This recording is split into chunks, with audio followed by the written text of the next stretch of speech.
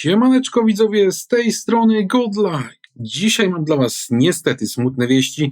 Jak wiecie, przez ostatnie 1,5 miesiąca walczyliśmy wspólnie o to, żeby w polskim Xbox 360 Marketplace udostępnić dla Polaków gry, które z jakiegoś dziwnego powodu tam dostępne w ogóle nie były. W praktyce wyglądało to tak, że tytuły na przykład były dostępne we Francji, w Niemczech, u Brytoli, a w Polsce nie, bo w sumie nie wiadomo dlaczego, bo nie. I przez ten czas ja wykonałem kilkanaście długich telefonów, rozmawiałem z przedstawicielami Microsoftu, Ubisoftu, Electronic Arts i jeszcze innymi. Tutaj na tych filmach mogliście widzieć całą listę gier, którą ja przygotowałem. Ja wysłałem ją właśnie wydawcom oraz Microsoftowi. Chodziło m.in. o Dark Messiah of Might and Magic, Prince of Persia Zapomniane Piaski, EU2 Szturmowik, Need for Speed Undercover i było jeszcze dużo więcej fajnych tytułów. I my wspólnie walczyliśmy o to, żeby właśnie coś dla tej społeczności polskiej zrobić, żeby to się udało. Niestety się nie udało. Dzisiaj, czyli to jest 29 lipca, sklep Xbox 360 Marketplace został wyłączony na zawsze. Obecnie nie można już kupić żadnych gier na Xbox 360, które nie są wstecznej kompatybilności ani poprzez samą konsolę, ani poprzez stronę internetową. Po prostu sklep został kompletnie zamknięty. No i to jest niewątpliwie smutny dzień dla polskiej społeczności Xboxa 360. No ja nie ukrywam, że sam liczyłem, że coś nam się uda w tej sprawie zrobić, bo po rozmowach z przedstawicielami polskich oddziałów widziałem sporo entuzjazmu właśnie z ich strony, żeby coś w tej sprawie zrobić. Pewnie jesteście ciekawi, dlaczego finalnie tych gier nie udało się jednak przenieść do polskiego store, więc to wam przybliżę. Jeżeli chcecie dowiedzieć się, jak to wyglądało krok po kroku, jak my to wszystko zrobiliśmy, no to zajrzyjcie proszę na poprzednie filmy o tym temacie, znajdziecie je w opisie. I tak jak mówiłem, ja kontaktowałem się łącznie z 4 firmami. To był Microsoft i ten Microsoft miał sprawdzić, czemu gry nie są dostępne w polskim regionie, czy da się coś z tym zrobić, oraz byli to także wydawcy, czyli były to firmy Ubisoft, Electronic Arts oraz firma 505 Games. Ja jako recenzent mam bezpośredni dostęp do przedstawicieli tych firm, często też mam do nich numery telefonów, więc ja się z nimi mogłem skontaktować błyskawicznie, no i tak też zrobiłem. Jak już pewnie jednak zauważyliście, żadna z tych firm nie posiada centrali w Polsce. Czy to jest problem? No okazało się, że jest to naprawdę duży problem. Otóż ja się kontaktując z polskimi przedstawicielami tych firm, no to widać było, że oni naprawdę chcą pomóc w tej sprawie, oni mieli naprawdę duży entuzjazm. Widać było, że oni tą sprawę próbują popchnąć i się tym przejęli. Ja im oczywiście wytłumaczyłem, o co tutaj chodzi, że my czekamy na te gry, że nie możemy ich kupić i oni się za to wzięli. Natomiast polscy przedstawiciele tych firm, oni tak naprawdę nic nie mogą zrobić. Oni mogą tylko sprawę przekazać do odpowiedniej osoby, często na wyższym stanowisku, która znajduje się w centralnym oddziale, najczęściej w innym w ogóle kraju.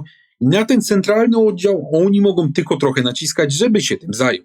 No i tutaj jak ja ze wszystkimi tymi przedstawicielami gadałem i oni szybko te wiadomości wysłali do centralnych oddziałów, no to mogliśmy tylko czekać. To było ponad miesiąc temu.